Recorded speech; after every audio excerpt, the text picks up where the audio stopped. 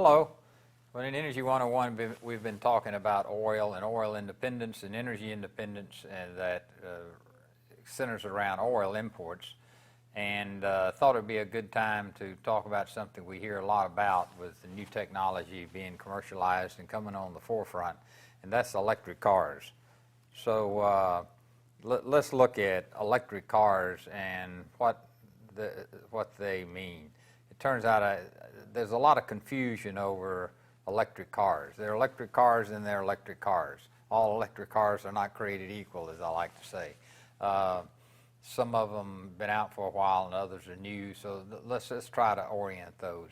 And again, the reason that the electric cars are important is their impact on oil, because 70% of our oil is used for transportation. So if we're going to do anything about oil independence and oil imports, we need to do something about transportation. And there's several things we can do. Electric cars is one of them, but not just any electric car. But electric cars can save oil. They replace oil with electric energy. Of course, so that's good because we get electricity in the U.S., not all countries, but in this country we get all of our electricity from coal, natural gas, hydro, wind, solar, and some biomass that I don't have listed there.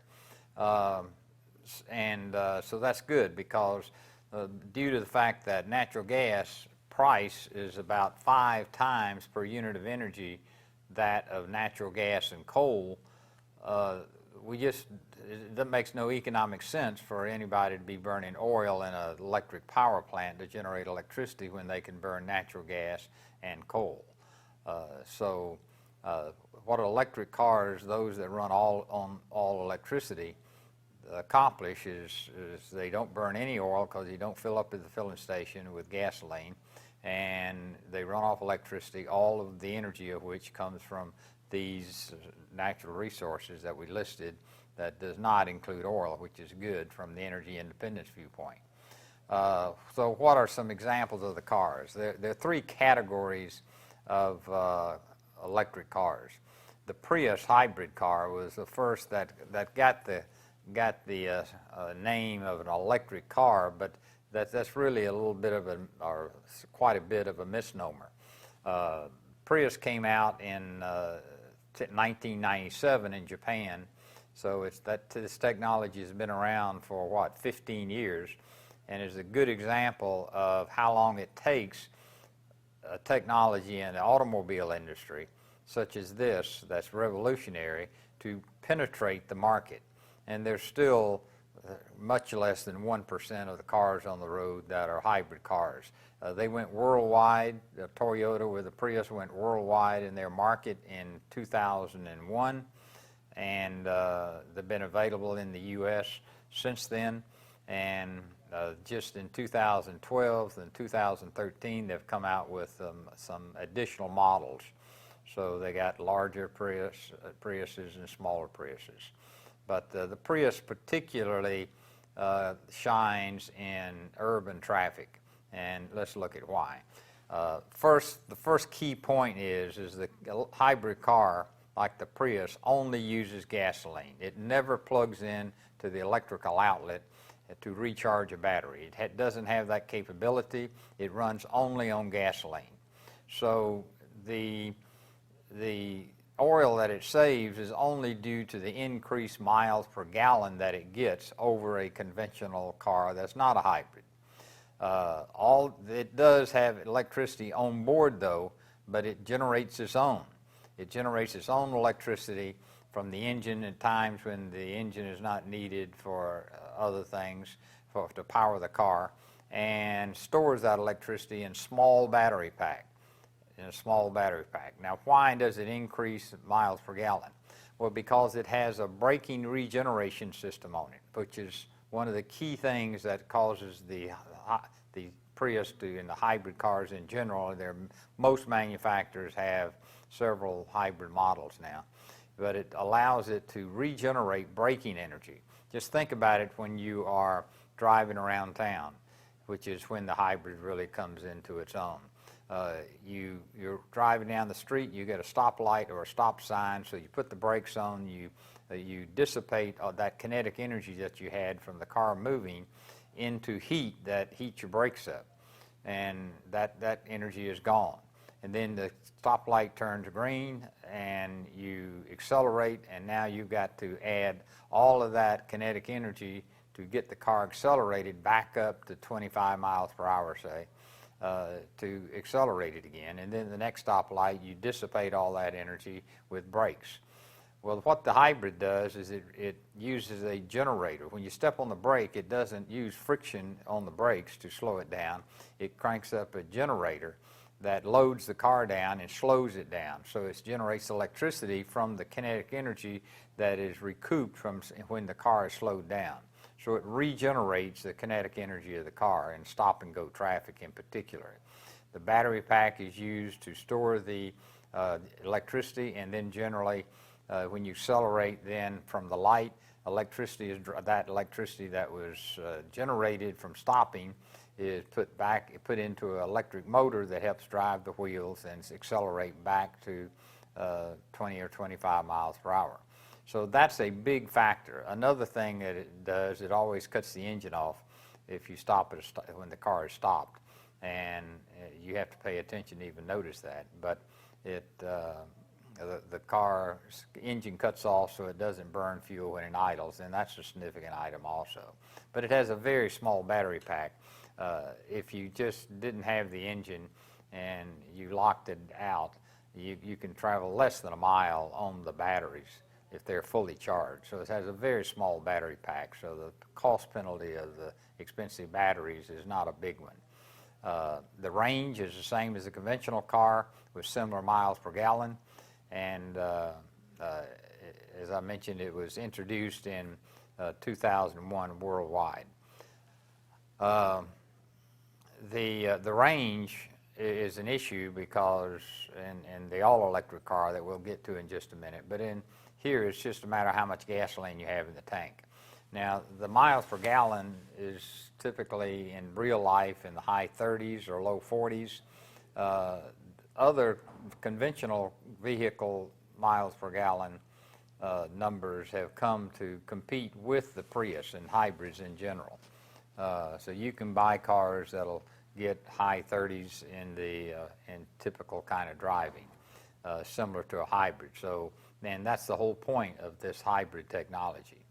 So particularly if you in Europe, when I've spent several years, a semester at a time, lecturing over in Europe, and they always give me a European diesel car, turbo diesel, and you wouldn't know it was diesel unless you looked under the hood. And it performs like a conventional car, cranks on cold weather just like a conventional car, and I always get over 40 miles per gallon in that car, driving around town and driving on the autobahns at high speed. So there are other ways to get high efficiency in automobiles other than hybrids, but the hybrid was one of the first. The next one in the category is a Chevy Volt. Now, Chevy Volt is really the hybrid, but we won't use that name because that's the name given to the Prius-type cars. But it's called a plug-in hybrid. It's a plug-in hybrid, and they just came out late 2011, I guess it was. But in this case, it'll run as an electric car for 40 miles, and then it converts to a regular hybrid operation like Prius. And then you get home. When you get home, you plug it into your wall socket or a special recharging station that you buy if you want a faster charge. And once it recharges overnight, then it'll go about 40 miles just as an all-electric car. The engine never cranks up. The engine never cranks up over that 40 miles unless you want some serious acceleration or do something unusual. And then when the batteries get low, it switches to a conventional hybrid operation just like the Prius, burning all gasoline, and mileage is a hybrid kind of mileage, gasoline mileage. It has a medium-sized battery pack that has a lot to do with cost because these batteries in these cars are very expensive. The batteries in this, in the hybrid, the plug-in hybrid, the Chevy Volt, is probably $10,000–$12,000, somewhere in that category. The range, because it'll flip over to gasoline when the batteries run out, is the same as a conventional car, and just depends on how big a gasoline tank you have, and this has a conventional gasoline tank. So that's the Chevy Volt, which is the plug-in hybrid. The third type is what you hear so much about lately, and that's the all-electric car, which the Nissan Leaf was the first one. I'm giving examples here of the first ones on the market. There are other cars now, again, manufacturers that have models such as these, like the all-electric car. It gets all of its energy from charging batteries from the grid. It uses no electricity whatsoever. You never go to the filling station. And by the way, the plug-in hybrid doesn't go to the filling station either if you never drive more than 40 miles a day and can come back and recharge your batteries. But this one doesn't have the option for filling up with gasoline. And so all of this electricity and energy comes from coal, natural gas, hydro, wind, solar, etc. It uses no electricity, so this is the best winner for reducing our oil consumption. However, the big downside is it's got a range issue, range fright we call it, and where you're talking about ranges of 50 to 100 miles. And when you run out of battery charge, you're stuck on the side of the highway, and you got to get a tow truck to come get you for $75 or $100 and tow you to the nearest charging station, which might be home. And they're right now usually always the compact cars, unless you get something like the Tesla, which is a $100,000, $150,000 car, which is a whole nother ball game. That I won't go into because they're specialty type of cars. The technology can do it, but they're very expensive to get longer range.